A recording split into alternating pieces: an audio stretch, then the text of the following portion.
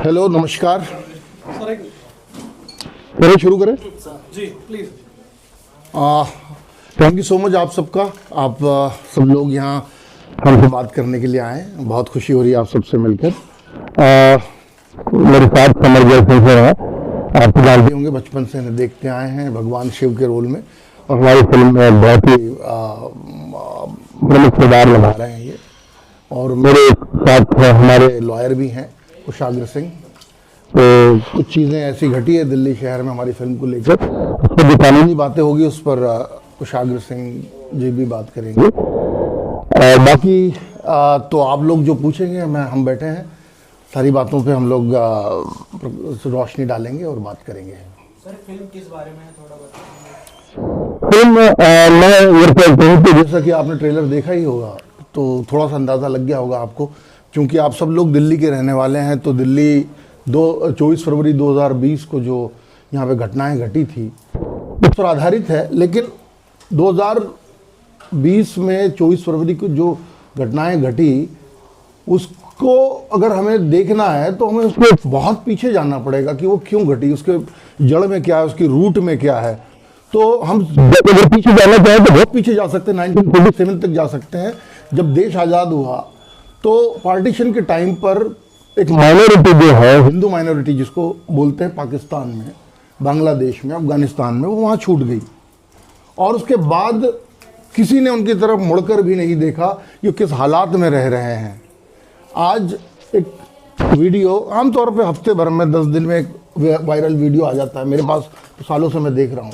एक बच्ची जो होती है, 14-15 साल की बच्ची है, वो रो रही है अपने माँ बाप के पास जाने के लिए। माँ बाप बिलख रहे हैं और उसे खींच कर ले जाया जा रहा है, और वो इतने मजबूर है कि वो अपनी बच्ची को वापस नहीं ला सकते हैं, क्योंकि एक ग्रुप ने, एक 2-4 लोगों ने बोल दिया कि भाई ये मैं चाहता हूँ कि आज से मेरी बीवी है, मेरे पास रहेगी, मैंने इसको अबडक्ट कर लिया है। कोर्ट ने उसे लीगल करार दे दिया है। तो ये इस तरह की प्रताड़ना में ये लोग बरसों से जी रहे हैं। वहाँ चेंड स्लेवरी हो रही है, बंधुआ मजदूरी में लोगों की पुश्तें निकल जा रही है। लेकिन सारा वर्ल्ड जो है ना, अपने एक ब्लाइंड आई करके उस तरफ बैठा हुआ है। आज चैट जीपीटी, गूगल से ज़्यादा हम चैट जीपीटी देखते हैं आजकल। मैं भी परसों के दिन, आप भी डालकर देख, चैट जीपीटी पे मैंने डाला कि भाई persecuted groups, persecuted communities of world, तो उसमें बहुत सारी कम्युनिटीज़ आई। रोहिंग्या आए, उसमें उइगर आए, उसमें इंडिजीनियस आए, और 5-7 आए। अभी कितने सारी मुहिम चल रही, save tiger, save Panda, save underground orchid. Why not save Hindu minority इन पाकिस्तान। एक कानून आया, उसके लिए इतना बवाल मचा दिया। अगर कुछ चंद लोग यहाँ आ जाते और उनके जीवन में सुधार आ जाता। मजनू का टीला पास में ही है, कैसी हालत में रह रहे हैं वो लोग, कोई उनकी तरफ देखने को तैयार नहीं है। हम उनकी बात करेंगे इस फिल्म में। और उस कानून को रोकने के लिए इतना बड़ा प्रोटेस्ट किया, शाहीन बाग हुआ, इतनी सारी कॉन्स्पिरेसीज हुई, और उसका परिणाम ये हुआ कि दिल्ली को जला दिया गया दंगों में।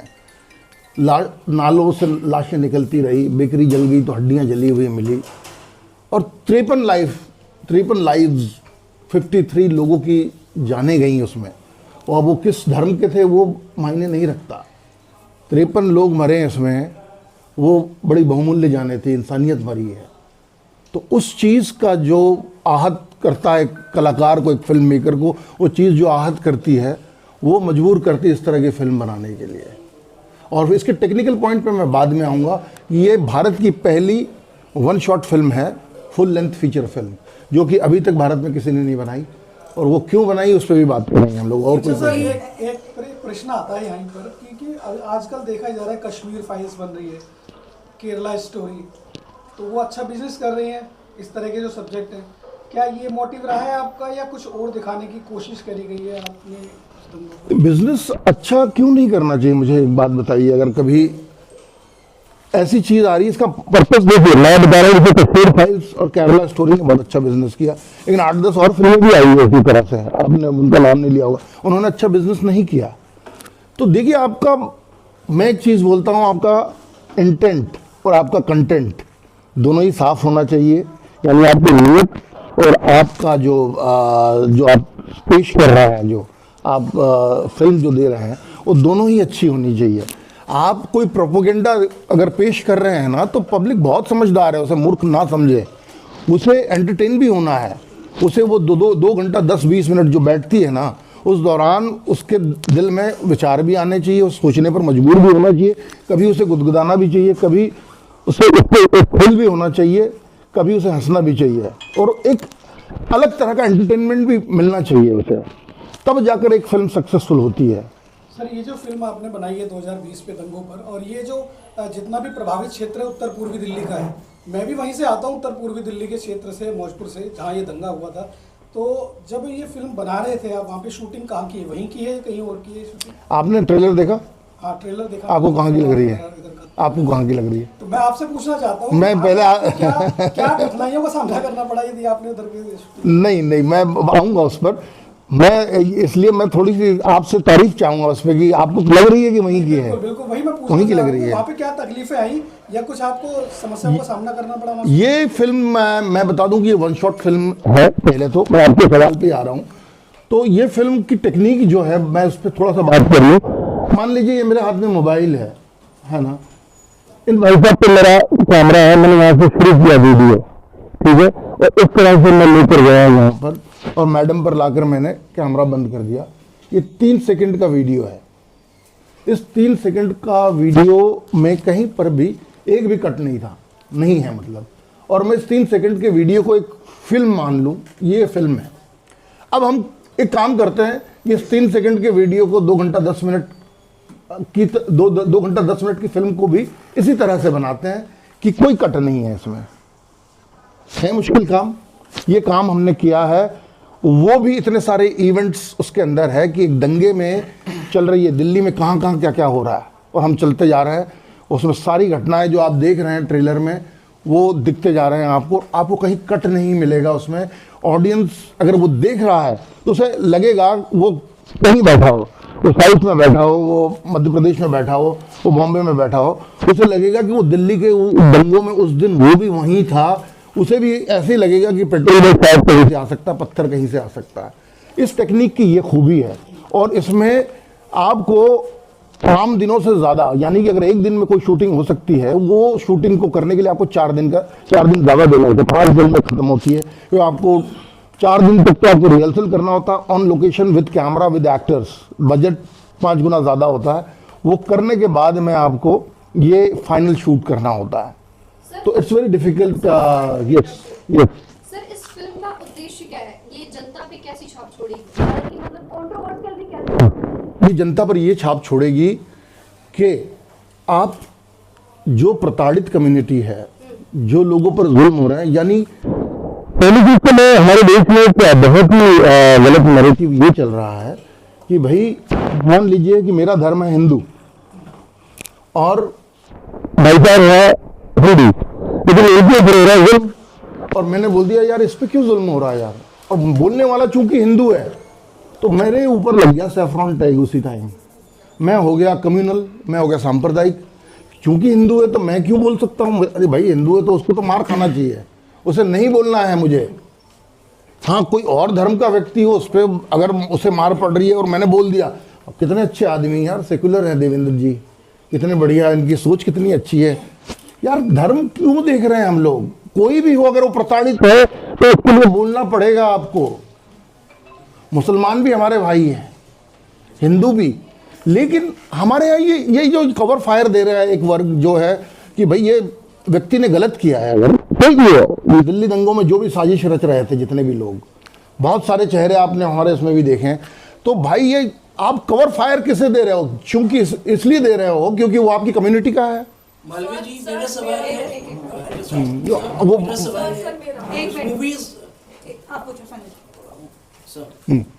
है, मूवीज रिलीजिंग नाउ, दिल्ली में इलेक्शंस है जिसमें आप घिर गए थे। Elections are devoid of any colour caste, right? And इस मूवी से काफी इफेक्ट होगा। सो इस इलेक्शन कमीशन, आपके साथ वकील साहब आए हैं, इलेक्शन कमीशन में जैसे अभिषेक मनु सिंघवी जी ने कुछ करा है, तो कुछ होगा क्या कि मूवी को स्टॉप करने के लिए? नहीं, अभी तक तो हमें कोई नोटिस नहीं मिला है, तो इलेक्शन कमीशन को कुछ दिक्कत हुई नहीं होगी उससे मेरे ख्याल से। बाकी अभिषेक मनु सिंघवी जी के मुद्दे पर वकील साहब बताएंगे। मैं एक मिनट इनका रिप्लाई जवाब तो देने दो। जो नरेंद्र मोदी जी की बायोपिक मूवी 2019 में रिलीज हुई थी, उसको सीआईए ने स्टॉप किया था। उसका आधार वो रूल सिर्फ बायोपिक पे लागू होता है। This is an artistic reflection inspired by rules. It is not a biopic material. This would not constitute as a biopic material. So ये मॉडल कोड ऑफ कंडक्ट से कहीं से भी हिट नहीं होता है, बिकॉज ये हिट नहीं होता है। इससे जुड़ा हुआ सवाल मेरा ये है कि जब 24 जनवरी 2020 को ये 24 फरवरी 2020 अगर आप उस नजरिए से देखते हैं, वर्षगांठ के नजरिए से देखते हैं, तो 24 तारीख को आपकी फिल्म रिलीज होनी चाहिए थी। अभी क्यों? चुनाव से के आसपास सबसे पहले क्यों? नहीं, मैं अभी बताया ना आपको कि मैं जब टाइम पे निकला, चुनाव की रैलियां सामने आ गई और जाम हो गया और मैं लेट हो गया थोड़ा सा, है ना। मैं मेरे टाइम पर सही निकला था, मैंने 2 तारीख ही डिसाइड कर रखी थी। चुनाव की डेट आ गई अचानक, बीच में चुनाव बीच में आ गए, मैं बिल्कुल सही टाइम पर था। हाँ, आपका भी सवाल यही था, बहुत देर से ट्राई कर रही हैं। हाँ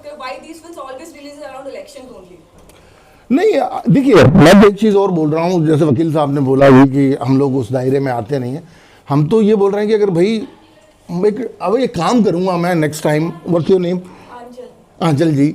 मैं नेक्स्ट फिल्म जब बनाऊँगा तो मैं अभिषेक मनु सिंघवी जी, मल्लिकार्जुन खड़गे जी, राहुल गांधी जी, अरविंद केजरीवाल जी, संजय सिंह जी, इन सबको एक पत्र लिखूंगा कि महाशय मैं ये फिल्म रिलीज़ करने जा रहा हूँ, कहीं आप चुनाव तो नहीं कर रहे हैं, मेरी वजह से कहीं आपके दिल को धक्का तो नहीं लगेगा, आप बता दें मुझे एक डेट तो मैं कर लूँगा, है ना। ये लगा कि ऐसा अगर इस वक्त में हम कॉन्फ्रेंस करते हैं जी, इस तरह की फिल्मों का, हाँ, अगर आप कॉन्फ्रेंस कर रहे हैं या इसको रिलीज करते हैं, जो भी आपका प्रोग्राम है, तो इसमें जनता के बीच को एक रोष पैदा होगा या जनता के बीच एक कंट्रोवर्सी पैदा होगी? क्यों होगी? नहीं, मुझे बिल्कुल भी नहीं लगता सर। देखिए मैं बता रहा हूँ कि एक व्यक्ति को बीमारी है ना, मान लीजिए हमारे समाज में एक बीमारी है, एक व्यक्ति को बीमारी है, कैंसर है मान लीजिए, अब उसका इलाज करवाना है। अब डॉक्टर साहब के पास जाकर बोल रहे हैं कि क्या हुआ? बोले सर कुछ नहीं हुआ, बस तकलीफ हो रही है। क्या हुआ? कुछ नहीं हुआ, तकलीफ हो रही है। भाई कैंसर है, किस तरह का कैंसर है, किस वजह से हुआ है, क्या नहीं खाना है, क्या आपको परहेज करना है और क्या दवाई लेना है, क्या ऑपरेशन करना है, उसमें बात नहीं करोगे आप, तब तक वो ठीक कैसे होगा?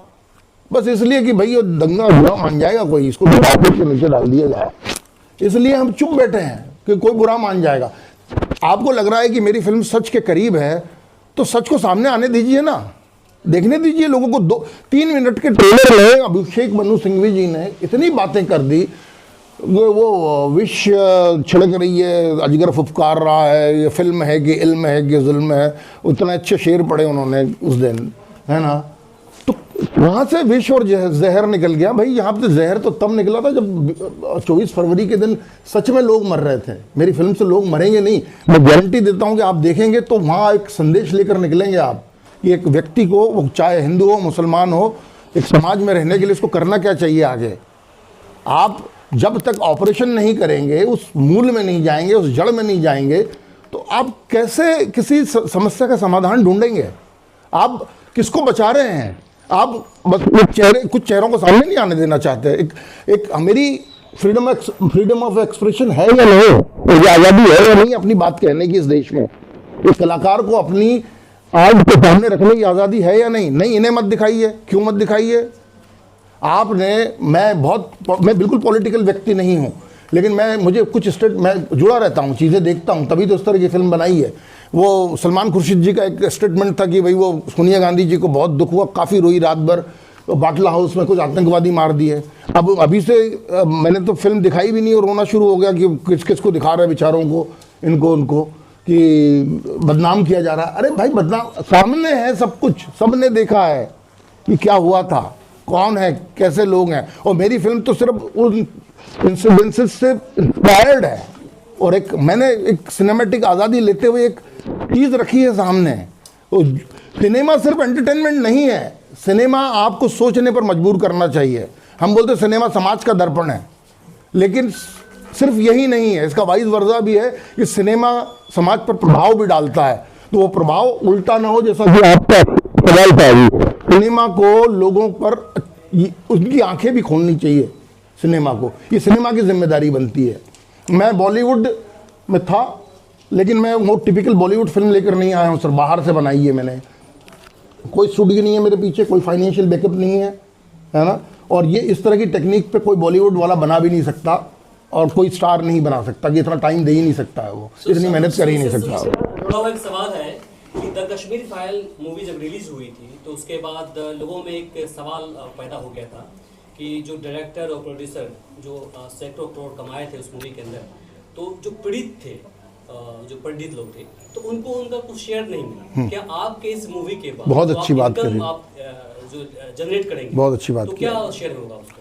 सर ये मेरा शुरू से उद्देश्य रहा है, मैं बड़े लोगों दूसरों की बात नहीं करूंगा कि उन्होंने क्या किया क्या नहीं किया। और फिल्मी लोगों के लिए लोगों के मन में बिल्कुल विश्वास नहीं होता। मैं अब दिल्ली में भी बात कर रहा था ना, तो कि वो आज अच्छी बात करते हैं, कल फ़ोन नहीं उठाते हैं, मैं जहाँ तक ये बात मैं आज आपने पूछ ही लिया है, तो मैं ये बाहर बोलना नहीं चाह रहा था, ये वेरी पर्सनल। जितने मैं शुरुआत ही मैंने उनसे उनके बारे में बात करके की थी, तो कोई बात बोल रहे हैं आप कि मैं ये फिल्मी आदमी हूँ, एक्टिंग तो नहीं कर रहा हूँ कहीं कि मुझे बहुत दर्द होता है। मैं आज सबको घोषणा करता हूँ कि इस फिल्म की जो भी कमाई होगी, अगर ये ठीक हमारा अगर जो हमने लगाया है वो निकल जाता है, उसके ऊपर जो भी कमाई होगी उसका एक भाग, वो भाग हम डिसाइड करके, वो भी मैं बता ही दूंगा जल्दी फिल्म रिलीज के पहले ही, वो भाग लगेगा जितने भी शरणार्थी, हिंदू शरणार्थी हिंदुस्तान में रह रहे हैं, उनके कल्याण के लिए, उनके बच्चों की परवरिश, एजुकेशन हो या जिस भी तरह से, या तो एक हम ट्रस्ट बनाएंगे या फिर उनके साथ बैठेंगे, उनकी समस्याएं समझेंगे और उनकी भलाई के लिए लगाएंगे। इवन मैंने जगहें भी निकाल रखी है, मगनी का टीला है इंदौर के पास में, धार के पास में एक मुल्तान नाम का गांव है, वहाँ पर 300 लोग रहते हैं। एक जोधपुर के पास एक जगह है, वहाँ पर लोग रहते हैं। इंदौर शहर के अंदर सिंधी समाज भारी संख्या में वहाँ से माइग्रेट हुआ है, और मैंने ये सारा डाटा निकाल रखा है। मैं ऑलरेडी इस पर काम कर रहा हूँ। मेरा सिर्फ मकसद ये फिल्म को इस तरह की ला करके बहुत सारा पैसा कमा करके और बहुत नाम करके एक तरफ हो जाना नहीं है सर। कल को मैं फिर और फिल्म लेकर आऊँगा, यहीं बैठूंगा, और अगर ये मैं ना करूँ तो आप मुझे बिल्कुल मेरा गिरेबान पकड़कर ये सवाल वापस पूछिएगा कि देवेंद्र जी आप वो बोल कर गए थे, उस बात का क्या हुआ, तो मैं बैठा रहूंगा। ये आज मैं दावा करता हूँ आपके बीच में। बिल्कुल बिल्कुल सर। और क्योंकि हम लोग आपको देखते आए हैं शिवा, तो जैसे मैं आपसे बोल रहा था you are the only Shiva in India. So what made you accept the film and आपके रोल का how challenging it is? सबसे पहले तो ये जो फिल्म है हमारी, वो इनब्रेड फिल्म नहीं। आमतौर पे मैं 97 में मेरा पहला काम था जो आपने देखा ओम नमः शिवाय, तो हिसाब नहीं लगाना चाहता कि बहुत पीछे जाना पड़ेगा। लेकिन तब से आज तक मैं देख रहा हूँ कि अक्सर ज़्यादातर फिल्में हमारी इंडस्ट्री में इनब्रेड बनती, मतलब कोई एक फिल्म बनी है जो चली है, उसकी छवि किसी अगली फिल्म में आएगी, फिर वो अगर चल जाती है तो उसकी छवि किसी तीसरी फिल्म में आएगी। तो आप समझ में आ रहा मैं क्या कह रहा हूँ? बिकॉज वी आर उस दायरे के बाहर नहीं निकल रहे हैं। तो सबसे पहली चीज़ जो इस फिल्म में थी, इसका जो कंटेंट था, इसकी जो स्क्रिप्ट थी, वो पढ़ने के बाद मुझे लगा कि ये एक इनब्रेड फिल्म नहीं है, एक नई सोच है ना, एक नई सोच है कि वो हिंदू उत्पीड़ित माइनॉरिटीज़ जो पाकिस्तान, अफगानिस्तान, बांग्लादेश में हैं, उनके लिए एक संवेदनशील भाव पैदा किया है लिखने वाले ने। दूसरा जो मुझे लगा ये कि इस फिल्म में जब मैंने पूरी स्क्रिप्ट पढ़ी, मुझे ये बहुत क्लियर लगा कि दोनों कौमों के बीच में, हिंदू और मुस्लिम के बीच में जिस तरह का डायलॉग हुआ है, बातचीत भी इस फिल्म के दौरान, वो पहले कभी नहीं सुनाई। हमें हमारे डीएनए में ये ठूंस दिया गया है 70-75 सालों से कि हम एक दूसरे को किसी तरह की उनके मन को जो हो रहा है उसको होने दें, कुछ अप्रिय होता है तो उसे कारपेट के नीचे धकेल दें, ये हमारे अंदर कह दिया गया हमें। अगर हम उस पर आवाज़ उठाएंगे तो हम सांप्रदायिक करेंगे, है ना, हम कमजोर करेंगे। अगर मैं किसी बाहर के देश के हिंदू के हित की बात करूंगा तो मैं कम्युनल हो जाऊंगा। ये हमारी मानसिकता में ठूसा गया, ये फैक्ट है। मैंने भी बचपन में जब मेरी कंडीशनिंग हुई स्कूल कॉलेज में, मुझे ऐसा लगता था कि अगर मैं जो चीज़ मुझे ठीक नहीं लगती दूसरी कौम की, अगर उसके बारे में मैं कुछ कहूँगा तो मैं कम्युनल हो जाऊँगा। लेकिन इस फिल्म में हमारे जो दो, मैं इसमें मुख्य किरदार नहीं निभा रहा हूँ, बहुत सारे किरदार हैं, मैं वन ऑफ दोज कैरेक्टर्स। तो हमारे जो दो इम्पॉर्टेंट कैरेक्टर्स हैं जिनके बीच में बहस चल रही, बड़ी खुल के, बड़ी ऐसी बातें हुई जो आज तक मैंने किसी कंटेंट में, किसी कहानी में, मंटो साहब की कहानी में भी नहीं देखी। मंटो साहब बहुत बड़ा मैं, लेकिन एक नया विचार, एक नई सोच, दूसरी सोच, मतलब एक तो वो जो हिंदू उत्पीड़ित हैं, दूसरी ये जहाँ जो मन मुटाव है। हमारे परिवार में भी जब अनबन होती है, कोई मुद्दा उठता है, अगर मुद्दा उठेगा तो दो पक्ष होंगे तो बहस होनी चाहिए, बहस होगी तो निवारण होगा तो हमारा समाज सुलझेगा। वो इसमें है, ठीक है। फिर मैं कंप्लीट तो कर लूं, हैं? और तीसरा मुझे बहुत इंपॉर्टेंट एलिमेंट इसमें ये लगा कि इसकी जो नैरेटिव थ्रेड्स हैं, इसमें अलग अलग घटनाक्रम है।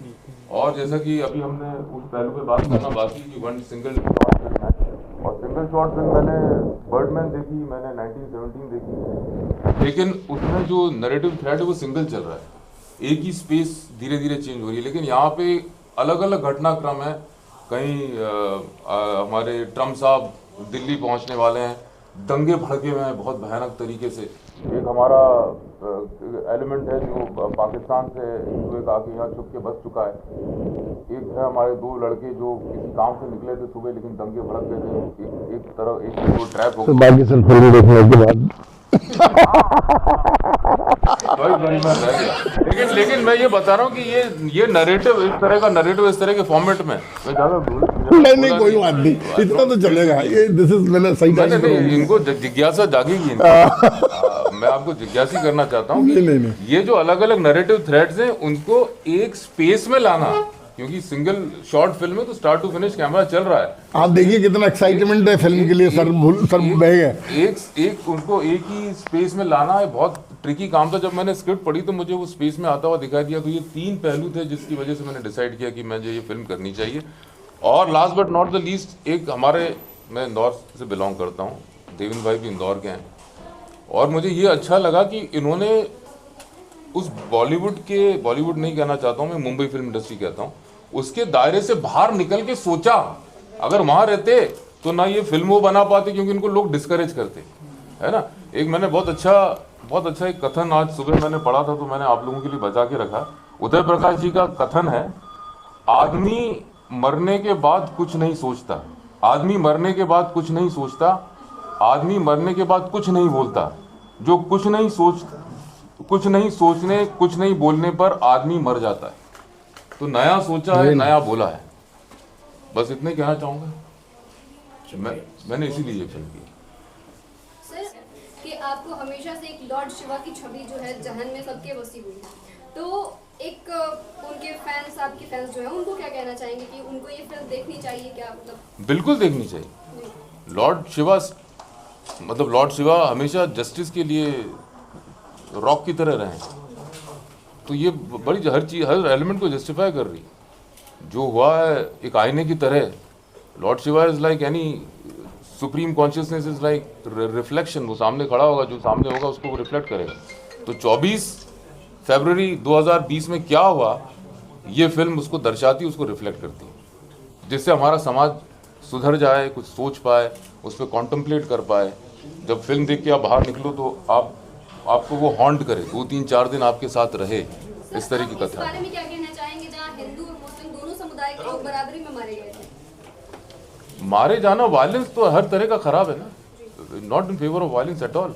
वायलेंस तो होनी नहीं चाहिए, डायलॉग होना चाहिए, मुद्दे उठने चाहिए, दो पक्ष होने चाहिए, उनके बीच में बातचीत होनी चाहिए, उसका हल निकलना चाहिए।